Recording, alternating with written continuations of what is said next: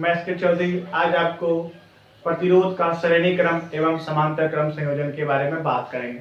पिछले क्लास में मैंने आपको ओम का नियम, प्रतिरोध क्या होता है, प्रतिरोध किस किस कारक निर्भर करता है, उसके बारे में बात किए थे। आज मैं आपको प्रतिरोध के संयोजन के बारे में बात करेंगे। सबसे पहला मेरा संयोजन है श्रेणी क्रम संयोजन। तो देखिए श्रेणी क्रम संयोजन क्या होता है। तो सबसे पहला हमारा क्या है, श्रेणी क्रम संयोजन। देखिए मैं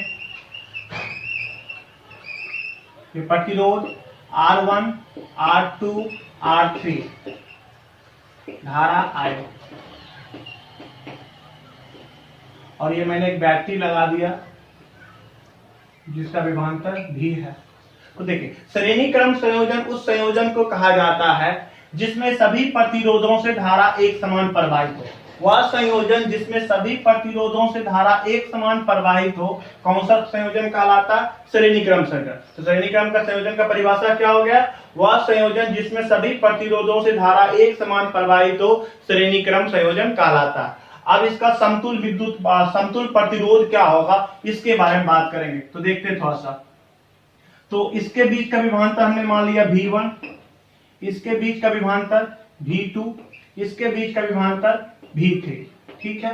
तो श्रेणी क्रम संयोजन में याद रखिएगा, श्रेणी क्रम संयोजन में याद रखिएगा सभी प्रतिरोधों के बीच का विभवांतर जो होगा स्रोत के विभवांतर के योगफल के बराबर होती है। अर्थात V बराबर V1 प्लस V2 प्लस का क्या चीज V3। ये हमारा कुल विभवांतर है, तो इसको लिखो तो I इंटू R कुल। V1 पहला का है धारा I R1, V2 दूसरा का है धारा I प्रतिरोध R2, V3 तीसरा का है तो I R3। I कट जाएगा तो आपका श्रेणी क्रम में क्या सूत्र बन गया, R कुल का R1 plus R2 plus R3। ये समतुल प्रतिरोध या कुल प्रतिरोध का क्या निकल गया, सूत्र। श्रेणी क्रम संयोजन उस संयोजन कहते हैं जिसमें सभी प्रतिरोधों से धारा एक समान प्रवाहित हो। श्रेणी क्रम संयोजन याद रखिएगा प्रतिरोधों के बीच का जो विभवांतर होगा वो स्रोत के विभवांतर की योगफल के बराबर होगी। इसका मतलब ये हो गया V बराबर V1 प्लस V2 प्लस का V3। तो V कुल है तो मैं लिखा तो I इंटू R कुल, क्योंकि ओम के नियम पर है, तब लोग V बराबर IR।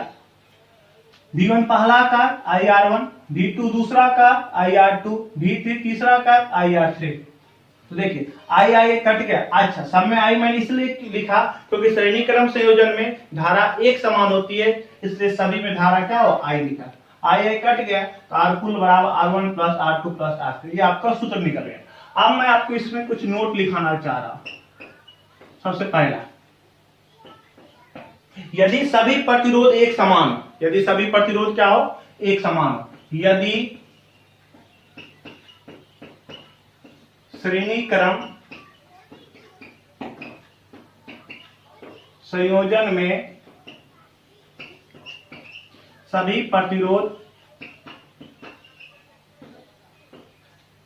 समान हो, सभी प्रतिरोध क्या हो, समान हो। इसका मतलब R1 बराबर R2 बराबर R3, सभी प्रतिरोध एक समान। इसको हमने क्या मान लेता, R0, क्या मान लेता, लेट R0। लेट का मतलब माना कि, तो R1 बराबर R2 बराबर R3 क्या मान ली, R0। तो उस समय आपसे पहला क्वेश्चन पूछा जाता है भैया R कुल क्या होगा। देखिए R1 R2 R3 है तो लिख सकता हूं सब बराबर है R0 डॉट डॉट बहुत सारा। अगर 3 रहेगा 3R0, 4 रहेगा तो 4R0, 5 रहेगा तो 5R। अगर ऐसा ऐसा मान n रहेगा तो क्या हो जाएगा, R कुल बराबर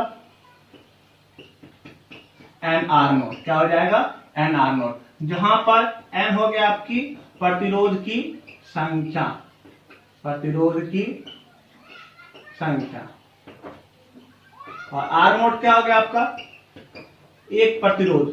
क्या हो गया, एक प्रतिरोध। चलिए ये ध्यान रखिएगा, ये nR0 कब होगा, जब सभी प्रतिरोध आपका एक समान होगा।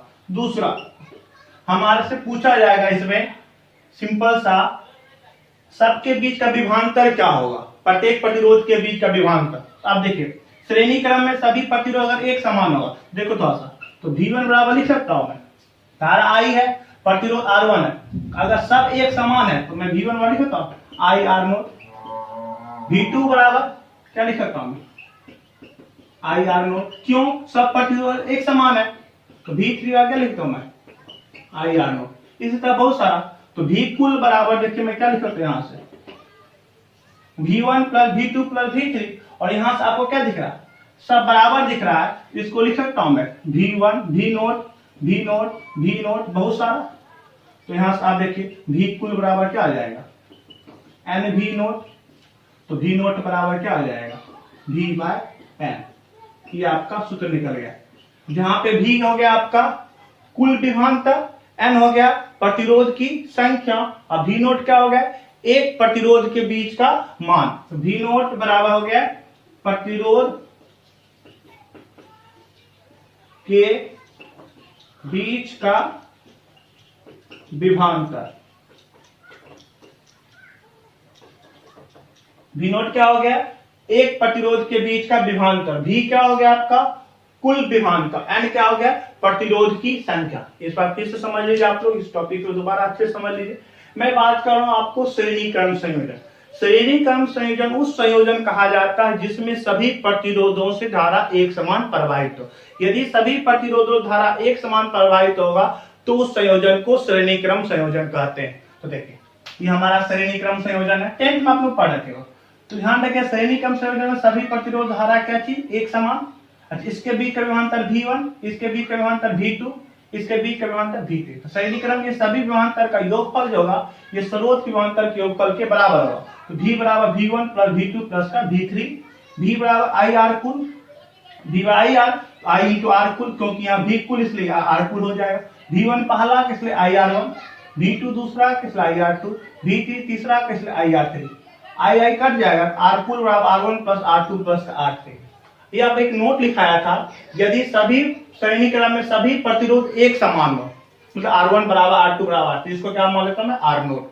तो देखिए क्या R कुल बराबर R note plus R note plus R note सब एक समान होगा। तो अगर मान लो 5 हो गए 5 R नोट, 6 हो गएगा 6 R नोट, 7 हो गए 7 R नोट, इसे अगर N है तो N R नोट। R कुल बराबर क्या है N R नोट, जहां N हो गया प्रतिरोध की संख्या, R नोट हो गया एक प्रतिरोध। अच्छा, अगर पूछेगा प्रतिरोध प्रत्येक प्रतिरोध के बीच का विभवांतर क्या हो, तो V1 बराबर क्या हो जाएगा आई आर वन, लेकिन सब बराबर इसलिए आई आर नोट। V2 बराबर आई आर टू, लेकिन आर टू आर नोट के बराबर इसलिए आई आर नोट। V3 बराबर आई आर नोट, सब बराबर है, इसका मतलब लिख सकता V कुल बराबर V naught plus V naught plus V naught dot dot V कुल N V naught, V naught बराबर V naught V by N। V हो गया आपका कुल विभवांतर, N हो गया आपको प्रतिरोध की संख्या, V नोट हो गया एक प्रतिरोध के बीच का विभवांतर। ये आपका श्रेणी क्रम संयोजन था। अब मैं आपको इस पे छोटा सा नॉमरिकल कराता हूं। देखिए नॉमरिकल 2 ओम 3 ओम एवं 5 ओम, 2 ओम 3 ओम एवं 5 ओम श्रेणी क्रम में जुड़े हुए हैं।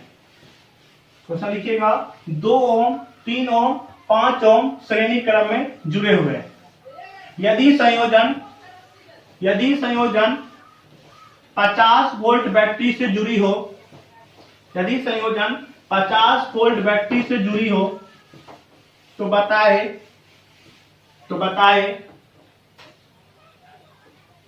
क्वेश्चन नंबर 1 कुल प्रतिरोध क्या होगा। क्वेश्चन नंबर 2 संयोजन में धारा क्या होगी। क्वेश्चन नंबर 3 प्रत्येक प्रतिरोध के बीच का विभवांतर क्या होगा। देखिए कितना ओम था बाबू 2 ओम 3 ओम और 5 ओम। कितना वोल्ट बैटरी जुड़ा हुआ था 50 वोल्ट बैटरी से। कितना वोल्ट बैटरी से 50 वोल्ट बैटरी से। आपसे पहला सलूशन देखें, ये क्वेश्चन था हमारा सलूशन एनसीईआरटी का, ये क्वेश्चन था हमारा। सबसे पहला पूछा कुल प्रतिरोध क्या होगा। आर कुल बराबर आपको कभी जस्ट पढ़ाया था R1 प्लस R2 प्लस का R3। देखिए क्या हो जाएगा 2 प्लस 3 प्लस 5, 5 3 8 2 10 ओम। पहला क्वेश्चन सॉल्व।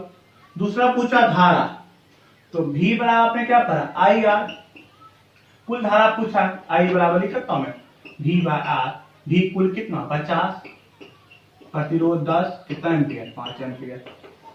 क्वेश्चन नंबर 3 आपसे पूछा है प्रत्येक के बीच का विभवांतर, तो मान लो इसके बीच का विभवांतर V1, इसके बीच का विभवांतर V2 और इसके बीच का विभवांतर V3, यही है ना।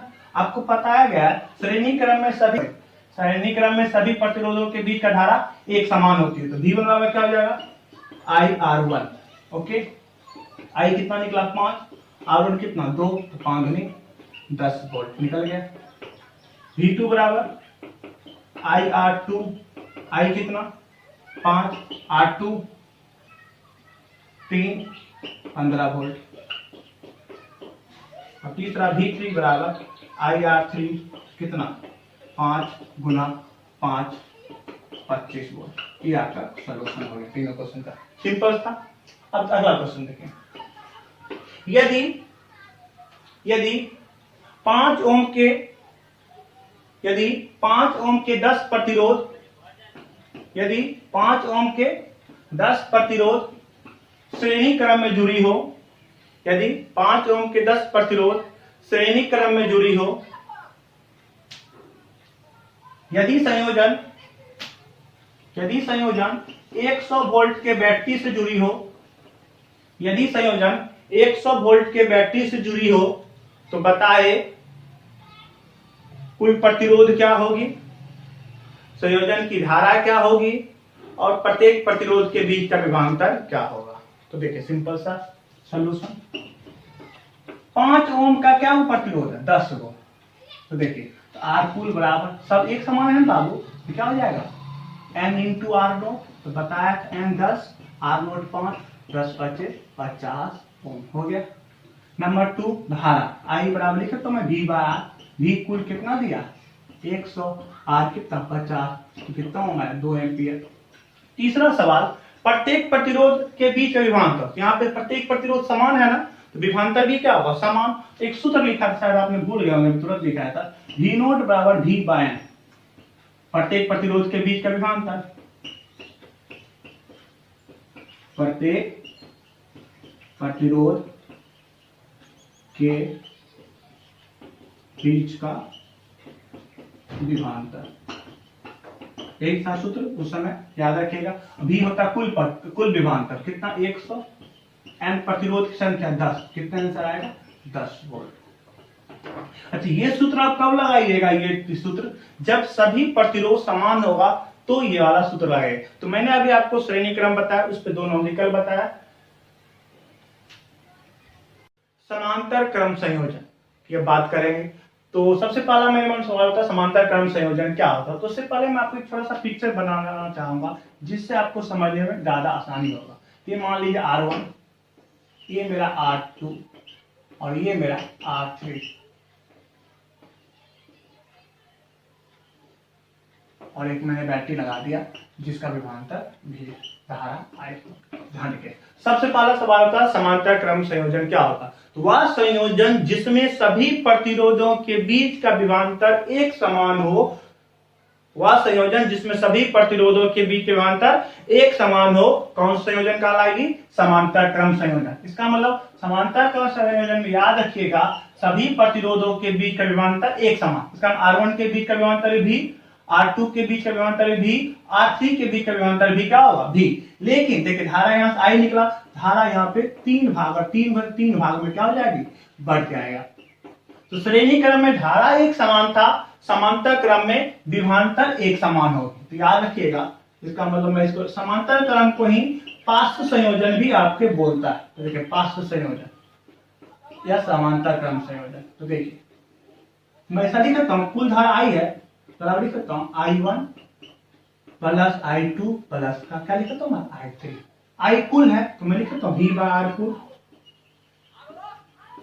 I1 पहला का है विभवांतर सब एक समान, तो V by R1, V by R2, V by R3, सबका V कॉमन कट जाएगा तो 1 बाय R कुल बराबर क्या निकल जाएगा बाबू 1 by R1 plus 1 by R2 plus 1 by R3। ये आपका सूत्र निकल गया किसका समांतर क्रम संयोजन का। अब मैं आपसे बात करूंगा यहाँ पे थोड़ा सा, यहाँ की बात कर लेता हूं। यदि 2 प्रतिरोध, ये हमारा नोट है, यदि 2 प्रतिरोध, क्या प्रतिरोध 2 प्रतिरोध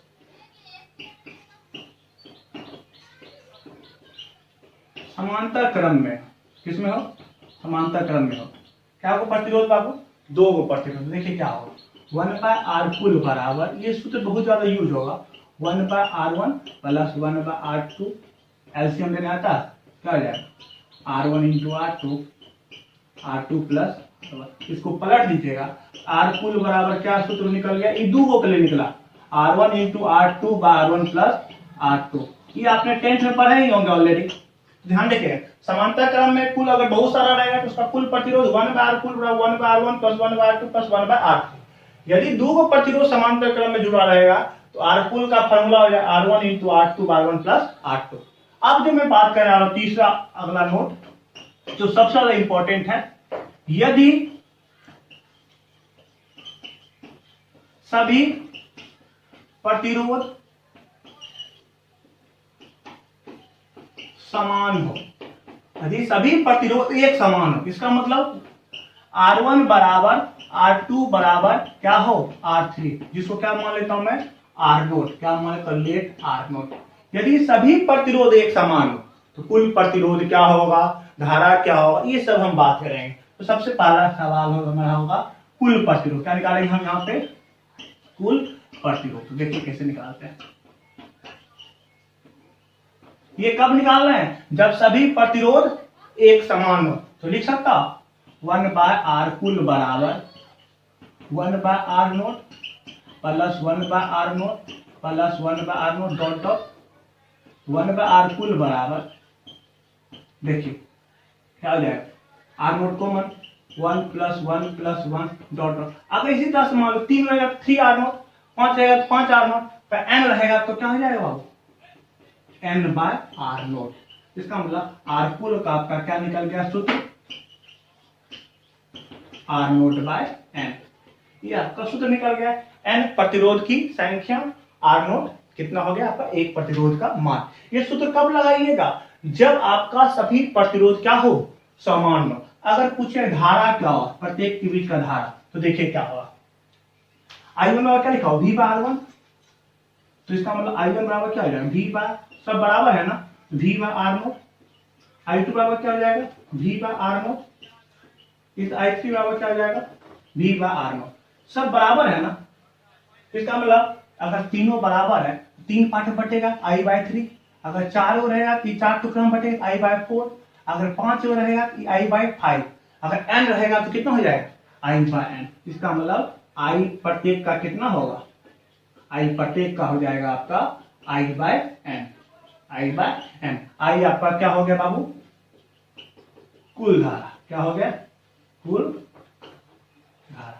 यहां तक आपको समझ में आ गया, सिंपल सा था। समांतर क्रम संयोजन समझिए क्या होता है, बहुत आसान सा, वह संयोजन जिसमें सभी प्रतिरोधों के बीच का विभवांतर क्या हो समान हो उसे समांतर क्रम संयोजन कहेंगे। तो देखिए ये हमारा था प्रत्येक के बीच का विभवांतर भी है, तो पार्श्व संयोजन को ही समांतर क्रम संयोजन करते हैं। हाँ, इसमें धारा विभाजित हो जाता है, I था 3 भाग है, I1 I2 I3, I लिख सकता हूँ I1 plus I2 plus I3, I कुल है तो V/R कुल, I1 पहला का V/R1, I2 दूसरा का V/R2, I3 तीसरा का V/R3, V कट जाएगा 1/R कुल और 1/1 प्लस 1/2 प्लस 1/, ये हमारा मास्टर फार्मूला, ये सब पे लागू हो जाएगा। अब हमने नोट बनाया, यदि दो ही प्रतिरोध समांतर क्रम में जुड़ा तो 1/R कुल और 1/1 प्लस 1/2, एलसीएम ली R1 इंटू R2, इसको इधर लाए R2 प्लस R1, रिवर्स कर दिया R कुल R1 into R2 R1 plus R। ये सूत्र कब लगाइएगा, जब आपका समांतर क्रम में दो ही प्रतिरोध, यदि सभी प्रतिरोध समान हो कुल प्रतिरोध क्या होगा, जब R1 बराबर R2 बराबर R3 बराबर क्या मान लिया R0। देखिए कुल प्रतिरोध 1/R कुल 1/R0 1/R0 1, एलसीएम R0 3 गुणा 3R0, n रहेगा nR0, n हो जाएगा n/R0 हो गया, उलट दिया R0/n।